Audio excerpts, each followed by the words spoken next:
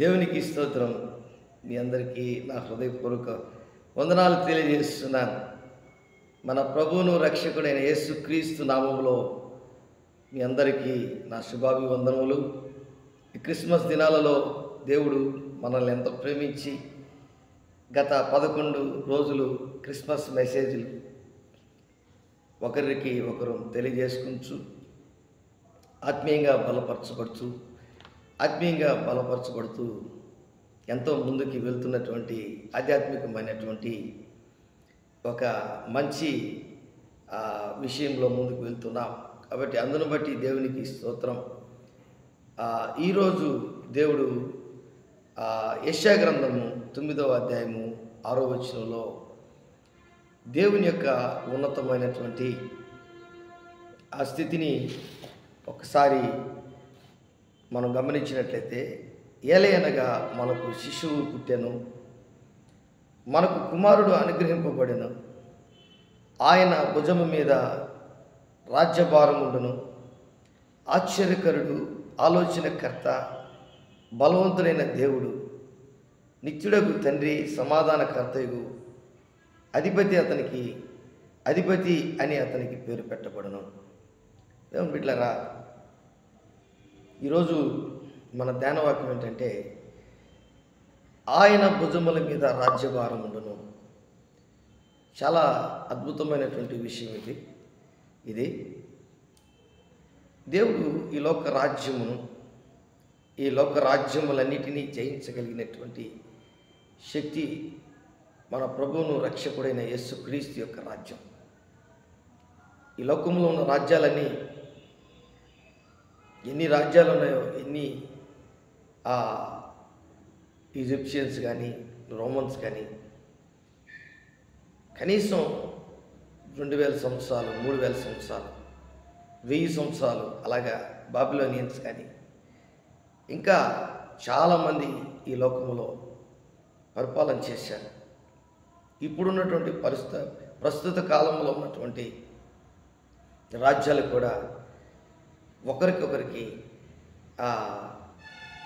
సమ్మతైనటువంటి ఐక్యత లేనటువంటి పరిస్థితులు ఉన్నాయి. అందుకే ఏ రాజ్యం వచ్చినా ఆ రాజ్యము కూలిపోతుంది. యేసు రాజ్యం మాత్రమే నిలబడుతుంది. అదే మన ప్రభువును రక్షకుడైన యేసుక్రీస్తు మీద, ఆయన భుజము మీద రాజ్యభారం ఉండును.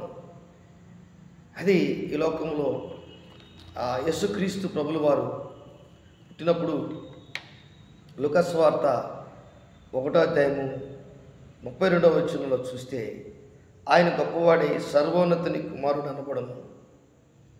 ప్రభువైన దేవుడు ఆయన తండ్రి అయిన దావీదు సింహాసనమును ఆయనకిచ్చును. ఆయన యాకోబు వంశస్థులను యుగయుగములు ఏలును. ఆయన రాజ్యము అంతము లేనిదై ఉండునని ఆమెతో చెప్పెను. ఎంత గొప్ప విషయం! దేవుని రాజ్యానికి అంతం లేదు. యాకోబు వంశస్థులంటే ఇజ్రాయేలీలు. మనం ఎవరమంటే ఆత్మీయమైనటువంటి యేసుక్రీస్తును నమ్ముకున్నటువంటి ఇజ్రాయేలీలు అనుకోండి, లేకపోతే దేవుని బిడ్డలం అనుకోండి. తన్ని అందరూ అంగీకరించిన అనగా తన నామం విశ్వాసం ఉంచు వారికి దేవుని పిల్లలగుటకు అధికారం అనుగ్రహించినటువంటి దేవుడు. చిన్నపిల్లలారా, మీరు దేవుని సంబంధులు. మీలో ఉన్నవాడు ఈ లోకంలో ఉన్నవాని కంటే గొప్పవాడు. 1 యోహాను 4:4లో ఇవన్నీ మనం చెప్పుకోవచ్చు. దేవుని బిడ్డలారా, ఇది ఆయన గొప్పవాడై సర్వోన్నతుని కుమారుడు అనబడును. ప్రభు అయిన దేవుడు ఆయన తండ్రి అయిన దావీదు సింహాసనము ఆయనకి ఇచ్చాను. దావీదు 40 సంవత్సరాలు భూమి మీద పరిపాలన చేస్తే, 70 సంవత్సరాలు ఆయన లోకంలో జీవిస్తే, చాలా ఒడిదుడుకులు, చాలా కష్టాలు, అనేకమైన పోరాటాలు. కానీ యేసుక్రీస్తు రాజ్యములో ఆయన అంతము లేనటువంటి ఆయన దావీదు యొక్క సింహాసనమును శాశ్వతమైన ఉన్నతమైనటువంటి స్థితిలోకి ఆ తండ్రి అయిన దేవుడు దావీదుకి ఇచ్చినటువంటి సింహాసనాన్ని స్థిరపరచుటకు కుమారుడైన యేసుక్రీస్తుని పంపాడు. అదే ఆయన భుజముల మీద ఉన్నటువంటి దేవుని రాజ్యం. ఆయన రాజ్యము ఎలాంటిదంటే అంతము లేనిదై ఉండునని ఆమెతో చెప్పాను. మరియ తల్లికి అంతము లేదు ఆయన రాజ్యము. ఆయన రాజ్యములో గుడ్డివారు చేర్చబడ్డారు, కుంటివారు చేర్చబడ్డారు, వ్యాధిగ్రస్తులు చేర్చబడ్డారు, చనిపోయినటువంటి వారు చేర్చబడ్డారు. తిరిగి వారిని బ్రతికించి చేర్చుకున్నాడు. జాలరులు చేర్చబడ్డారు, పామరులు విద్యలేని పామరులు చేర్చబడ్డారు. ఆయన రాజ్యంలో పరిచయులు, శాస్త్రులు చేర్చబడ్డారు. ఈరోజు నీవు నేను కూడా దేవుని రాజ్యములో ఉన్నాం. దేవునికి స్తోత్రం. ఆయన రాజ్యం అంటే మనుషులతో కూడా ఉంటుంది. ఆయన రాజ్యములో ఉన్నటువంటి ముఖ్య ఉద్దేశం ఏంటంటే నీ భారం ఆయన మోయడం, నీ పాప భారం ఆయన మోయడం, నీ శాపమంతా కొట్టివేయడం, నీ దరిద్రతంతా నీకున్నటువంటి బలహీనతలన్నీ కూడా ఆయన మీద మోపబడడం, ఆయన నీ కొరకు తిరిగి పునరుద్ధానుడై లేవడం, పరలోక రాజ్యమునికి తిరిగి వెళ్ళడం, తిరిగి పరలోక రాజ్యము నుంచి మట్టి మానవులైనటువంటి మనకు, క్రైస్తవ నిరీక్షణ కలిగినటువంటి వారికి, దేవుని బిడ్డలు అనబడినటువంటి ఆయన రాజ్యములో చేర్చబడినటువంటి వారికి పరలోక రాజ్యములోకి తీసుకువెళ్ళడం. నేనుండు స్థలములో మీరు ఉండులాగిన ఒక స్థలం మీ కొరకు సిద్ధపరచ వెలుచున్నాను. యోహాను సువార్త 14:1-2 కాబట్టి ఇంత గొప్ప సంతోషకరమైనటువంటి ఆయన రాజ్యములో నీవు నేను ఉన్నామా? అదే దేవుని యొక్క ఆయన రాజ్యములో నువ్వు చేరడమే ఆయన దేవునికి సంతోషము, ఆలోచన. లూకా సువార్త 9:11 జనసమూహములు అది తెలుసుకొని ఆయనను వెంబడింపగా ఆయన వారిని చేర్చుకొని దేవుని రాజ్యమును గురించి వారితో మాట్లాడుచు స్వస్థత కావలసిన వారిని స్వస్థపరిచెను. ఎంత గొప్ప విషయం! ఈరోజు చాలామంది జీవితాల్లో ఒక అద్భుతమైనటువంటి విషయం ఏంటంటే ఆయన దేవుని యొక్క రాజ్యమును గురించి మాట్లాడుతున్నప్పుడు అనేక మందికి స్వస్థత, కుష్ఠరోగులకి స్వస్థత, దయ్యములు పట్టినటువంటి వారికి విడుదల, అనేకమైనటువంటి రోగము కలిగినటువంటి వారికి, బలహీనతలు కలిగినటువంటి వారికి విడుదల. ఆయన పరమ డాక్టర్. ఆయన హృదయములను మార్చగలిగినటువంటి డాక్టర్. కృంగిపోయిన హృదయం, దిగులుతో ఉన్న హృదయం, వ్యాధితో ఉన్న హృదయం, బలహీన పడిపోయినటువంటి హృదయం, అనేకమైనటువంటి రుగ్మతలతో శరీరము కృంగిపోయినటువంటి శరీరాన్ని కూడా లేపగలడం, దిగులుతో ఉన్నటువంటి హృదయమును కూడా మరలా బాగు చేయగలడు. ఎన్ని విధాలుగా నీ జీవితంలో నువ్వు నష్టపోయావో వాటన్నిటినీ బాగు చేసే రాజ్యమే దేవుని రాజ్యం. ఆయన గుండె చెదిరిన వారిని బాగు చేయవాడు. ఆయన దిగులుతో ఉన్నటువంటి వారిని, కృంగిపోయినటువంటి వారిని, అవమానముతో తల వంచుకున్నటువంటి ప్రజలందరూ కూడా అవమానం చేస్తున్నటువంటి పరిస్థితిలో, ఆ పరిస్థితులు కూడా వారిని ఏ ప్రభావితము చేయకుండా దేవుని రాజ్యంలోకి వారిని తీసుకువెళ్ళడమే దేవుని యొక్క ఉద్దేశం. ఈరోజు నిజంగా దేవుని రాజ్యము జనసమూహము అది తెలుసుకొని ఆయన వెంబడింపగా ఆయన వారిని చేర్చుకొని ఎక్కడ చేర్చుకున్నాడు? ఆయన వెంబడించిన దానికి, వెంబడించుటకు ఎవరైతే వచ్చారో, ఆయన వెతికేదానికి ఎవరైతే వచ్చారో, ఆయన ఎవరైతే కనుగొనాలని వచ్చారో, ఆయన మాటలు వినాలని ఎవరైతే వచ్చారో, ఆయనతో ఆ ప్రార్థన చేయించుకోవాలని ఎవరైతే వచ్చారో వారందరికీ కూడా దేవుని యొక్క రాజ్యములోకి చేరడం. ఈరోజు చాలామంది జీవితాల్లో సంతోషం, ఎన్ని కష్టాలున్నా, ఎన్ని బాధలున్నా యేసయ్యను నమ్ముకున్నందుకు చాలామందికి సంతోషం ఉంటుంది. దేవుని రాజ్యమును గురించి వారితో మాట్లాడుచు స్వస్థత కావలసిన వారిని స్వస్థపరిచెను. హల్లెలూయా. కాబట్టి ఇంత గొప్ప దేవుడు మన ప్రభువును, రక్షకుడైన యేసుక్రీస్తు ప్రభుల వారు. లూకా సువార్త 12:29, 30, 31 ఏమి తిందుమో ఏమి త్రాగుదమో అని విచారింపకుడి, అనుమానము కలిగి ఉండకుడి. ఈ లోకపు జనులు వీటన్నిటినీ వెదుకుదురు, ఇవి మీకు కావలసి ఉన్నవని మీ తండ్రికి తెలియను. మీరైతే ఆయన రాజ్యమును వెదుకుడి. దేవుని రాజ్యము అంటే దేవుని వాక్యాన్ని వినడమే ఆయన రాజ్యంలోకి నువ్వు చేరడం.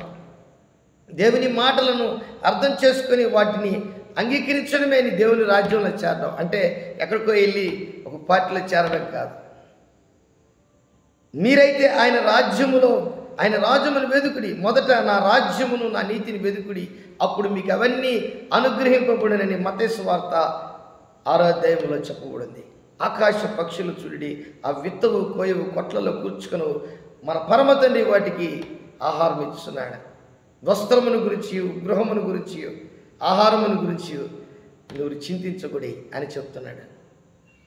లూకా సువార్త 12వ అధ్యాయం 31వ వచనంలో మీరైతే ఆయన రాజ్యమును వెదుకుడి, దానితో కూడా ఇవి మీకు అనుగ్రహింపబడును. దేవునికి స్తోత్రం. ఎంత గొప్ప విషయం! ఈరోజు దేవుని రాజ్యము ఎక్కడో లేదు. నువ్వు ఎక్కడైతే ప్రార్థన చేస్తావో, ఎక్కడ 2 3 నా నామ పెట్టి కూడిందో అచ్చట నేను ఉంటానని చెప్పిన దేవుడు, ఆయన రాజ్య భారమును కలిగినటువంటి దేవుడు.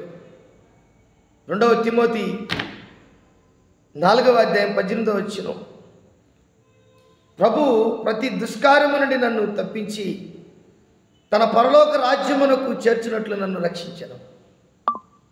మళ్ళా చదువుతాను చూడండి. ప్రభువు ప్రతి దుష్కార్యము నుండి నన్ను తప్పించి తన పరలోక రాజ్యమునకు చేర్చినట్లు నన్ను రక్షించను. అపోస్తలుడైన పౌలు తిమోతికి రాస్తున్న పత్రికలో ఈ మాట చెప్తున్నాడు. ప్రభువు నన్ను రక్షించాడు, ఆయన పరలోక రాజ్యమునకు చేర్చినట్లు నన్ను రక్షించాడు. ప్రతి దుష్కార్యము నాలో నుంచి తీసివేశాడు. యుగ యుగములు ఆయనకు మహిమ కలుగును గాక. దేవునికి స్తోత్రం. ఆమేన్. ఎంత గొప్ప విషయం! ఈరోజు నీవు కూడా ఆలోచన కలిగి ఉన్నావా? నువ్వు కూడా యేసు ప్రభు రాజ్యంలో ఉన్నావా? ఆయన పాటలు పాడుతున్నావా? ఆయన గురించి స్తుతిస్తున్నావా? ఆరాధిస్తున్నావా? ఆయన వాక్యాన్ని అంగీకరిస్తున్నావా? దేవుని మందిరానికి వెళ్తున్నావా? మీ పాస్టర్ చెప్తున్నటువంటి ప్రతి కార్యమును నువ్వు చేస్తున్నావా? ఖచ్చితంగా నువ్వు ఉదయకాలమును ప్రార్థన చేస్తున్నావా? పడుకున్నప్పుడు ప్రార్థన చేస్తున్నావా? దేవుని వాక్యాన్ని ధ్యానిస్తున్నావా? పఠిస్తున్నావా?